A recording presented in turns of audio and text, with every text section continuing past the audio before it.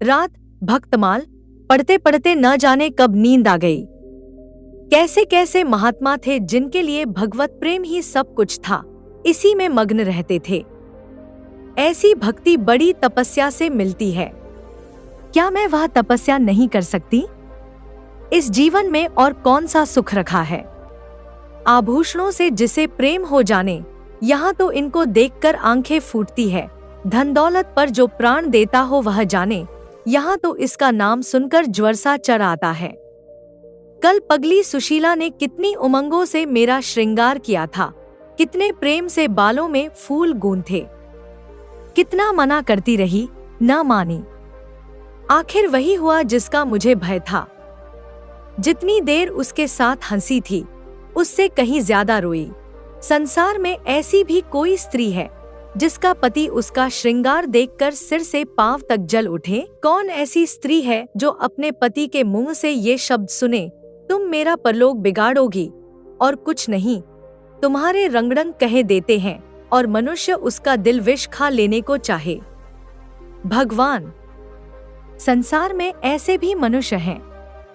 आखिर मैं नीचे चली गई और भक्तिमाल पढ़ने लगी। अब वृंदावन बिहारी ही की सेवा करूंगी, उन्हीं को अपना श्रृंगार दिखाऊंगी। वह तो देखकर न जलेंगे, वह तो हमारे मन का हाल जानते हैं। भगवान, मैं अपने मन को कैसे समझाऊं? तुम अंतर्यामी हो, तुम मेरे रोम रोम का हाल जानते हो। मैं चाहती हूँ कि उन्हें अपना इष्ट समझूं, उनके चरणों की सेवा करूं, उनके इशारे पर चलूं, उन्हें मेरी किसी बात से, किसी व्यवहार से नाम मात्र भी दुख न हो। वह निर्दोष है। जो कुछ मेरे भाग्य में था वह हुआ। न उनका दोष है, न माता पिता का, सारा दोष मेरे नसीबों ही का है। लेकिन यह सब जानते हुए भी जब उन्हें आते देखती हूँ तो मेरा दिल बैठ जाता है, मुंह पर मुरदनी सी छा जाती है, सिर भारी हो जाता है।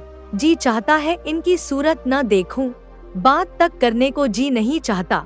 कदाचित शत्रु को भी देखकर किसी का मन इतना क्लांत नहीं होता होगा। उनके आने के समय दिल में धड़कन सी होने लगती है। 2-1 दिन के लिए कहीं चले जाते हैं तो दिल पर से बोझ उठ जाता है। हंसती भी हूँ, बोलती भी हूँ, जीवन में कुछ आनंद आने लगता है, लेकिन उनके आने का समाचार पाते ही फिर चारों ओर अंधकार। चित्त की ऐसी दशा क्यों है, यह मैं नहीं कह सकती। मुझे तो ऐसा जान पड़ता है कि पूर्वजन्म में हम दोनों में बैर था, उसी बैर का बदला लेने के लिए उन्होंने मुझे से विवाह किया है। वही पुराने संस्कार हमारे मन में बने हुए हैं। नहीं तो वह मुझे देख देख कर क्यों जलते और मैं उनकी सूरत से क्यों घृणा करती। विवाह करने का तो यह मतलब नहीं हुआ करता। मैं अपने घर कहीं इससे सुखी थी। कदाचित मैं जीवन पर्यंत अपने घर आनंद से रह सकती थी, लेकिन इस लोक प्रथा का बुरा हो जो अभागिन कन्याओं को किसी न किसी पुरुष के गले में बांध देना अनिवार्य समझती है। वह क्या जानता है कि कितनी युवतियां उसके नाम को रो रही है, कितने अभिलाषाओं से लहराते हुए कोमल हृदय उसके पैरों तल रौंदे जा रहे हैं। युवती के लिए पति कैसी कैसी मधुर कल्पनाओं का स्रोत होता है। पुरुष में जो उत्तम है, श्रेष्ठ है, दर्शनीय है, उसकी सजीव मूर्ति इस शब्द के ध्यान में आते ही उसकी नजरों के सामने आकर खड़ी हो जाती है। लेकिन मेरे लिए यह शब्द क्या है? हृदय में उठने वाला शूल, कलेजे में खटकने वाला कांटा, आंखों में गड़ने वाली किरकिरी, अंतःकरण को बेधने वाला व्यंग बाण। सुशीला को हमेशा हंसते देखती हूँ। वह कभी अपनी दरिद्रता का गिला नहीं करती। गहने नहीं है, कपड़े नहीं है, भाड़े के नन्हे से मकान में रहती है, अपने हाथों घर का सारा कामकाज करती है, फिर भी उसे रोते नहीं देखती। अगर अपने बस की बात होती तो आज अपने धन को उसकी दरिद्रता से बदल लेती। अपने पतिदेव को मुस्कुराते हुए घर में आते देखकर उसका सारा दुख दारिद्र्य छूमंतर हो जाता है, छाती गज भर की हो जाती है। उसके प्रेमालिंगन में वह सुख है जिस पर तीनों लोक का धन न्योछावर कर दूं, आज मुझसे जब्त न हो सका।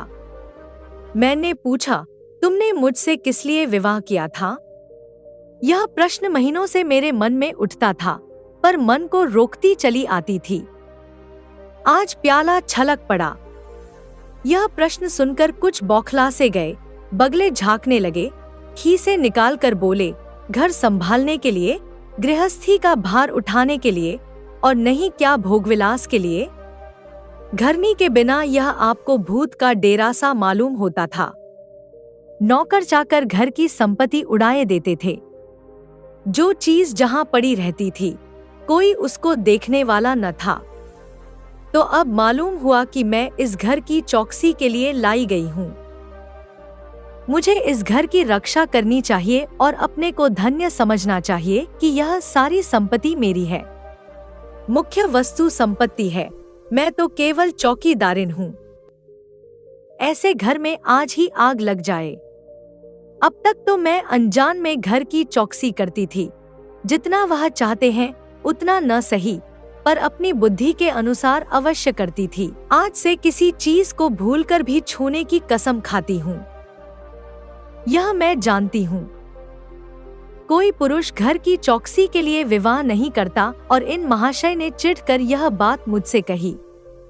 लेकिन सुशीला ठीक कहती है, इन्हें स्त्री के बिना घर सुना लगता होगा, उसी तरह जैसे पिंजरे में चिड़िया को न देखकर पिंजरा सूना लगता है। यह हम स्त्रियों का भाग्य मालूम नहीं, इन्हें मुझ पर इतना संदेह क्यों होता है। जब से नसीब इस घर में लाया है, इन्हें बराबर संदेह मूलक कटाक्ष करते देखती हूँ। क्या कारण है? जरा बाल गुथवा कर बैठी और यह होठ चबाने लगे। कहीं जाती नहीं, कहीं आती नहीं, किसी से बोलती नहीं, फिर भी इतना संदेह। यह अपमान असह्य है। क्या मुझे अपनी आबरू प्यारी नहीं? यह मुझे इतनी छिछोरी क्यों समझते हैं? इन्हें मुझ पर संदेह करते लज्जा भी नहीं आती? काना आदमी किसी को हंसते देखता है तो समझता है लोग मुझी पर हंस रहे हैं। शायद इन्हें भी यही वहम हो गया है कि मैं इन्हें चिढ़ाती हूँ। अपने अधिकार के बाहर से बाहर कोई काम कर बैठने से कदाचित हमारे चित्त की यही वृत्ति हो जाती है। भिक्षुक राजा की गद्दी पर बैठकर चैन की नींद नहीं सो सकता। उसे अपने चारों तरफ शूद्र दिखाई देंगे। मैं समझती हूँ सभी शादी करने वाले बुढ़ों का यही हाल है। आज सुशीला के कहने से मैं ठाकुर जी की झांकी देखने जा रही थी। अब यह साधारण बुद्धि का आदमी भी समझ सकता है कि फूहड़ बहू बनकर बाहर निकलना अपनी हंसी उड़ाना है, लेकिन आप उसी वक्त न जाने किधर से टपक पड़े और मेरी ओर तिरस्कारपूर्ण नेत्रों से देखकर बोले, कहाँ की तैयारी है?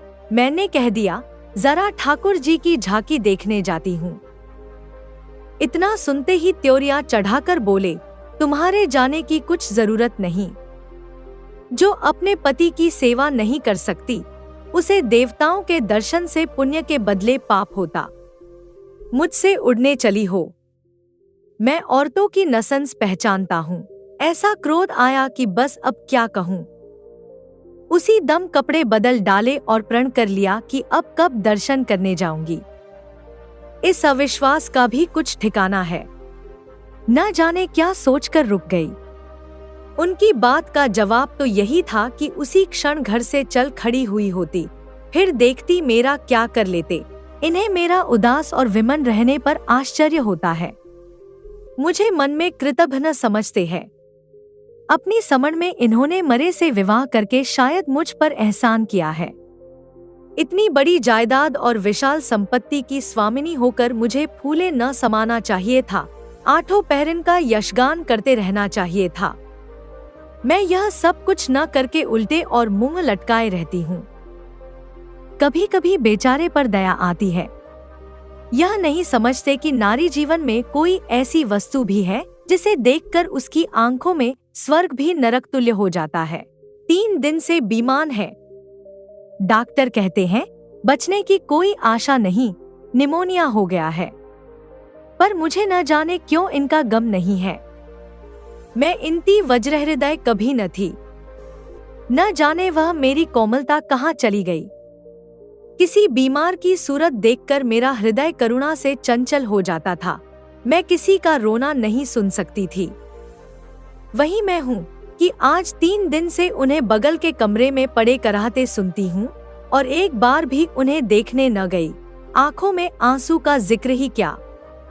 मुझे ऐसा मालूम होता है इनसे मेरा कोई नाता ही नहीं, मुझे चाहे कोई पिशाचनी कहे चाहे कुल्टा, पर मुझे तो यह कहने में लेशमात्र भी संकोच नहीं है कि इनकी बीमारी से मुझे एक प्रकार का ईर्ष्यामय आनंद आ रहा है।